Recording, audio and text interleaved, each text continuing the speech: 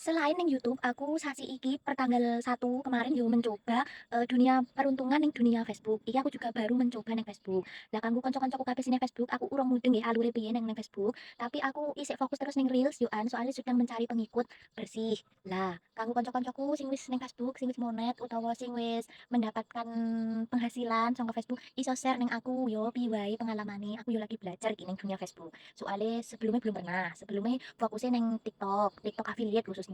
Terus baru ngono tahun iki baru mancik belajar neng YouTube. Lah terus tak sambi meneh saiki belajar neng Facebook. Dadi kanggo kanca-kancaku kabeh sing wis join ning FB Pro, Facebook sing mendapatkan penghasilan, aku meminta saran, aku meminta ilmu, pengalaman nek sekalian semua piye selama iki perkembangannya neng Facebook, perjalanannya neng Facebook ben iso menghasilkan atau monet. Aku yo lagi belajar terus iki. Dadi sinambi ngonten neng TikTok, neng YouTube, lah saiki sedang merambah neng Facebook Pro. Dadi sapa ngerti iku menjadi dalan rezekiku. Sing ndi wae sing iso ndang kebuka dhisik. Salam pejuang konten. Yo bismillah, sing penting lagi telaten Gusti Allah bakal maringi dalan. Iki tak sinambi karo nguruk jahe aku nang telu. Nguruki jaheku sing bar tak jebuli kacang cinone kae saiki kae bar tak uruki ya.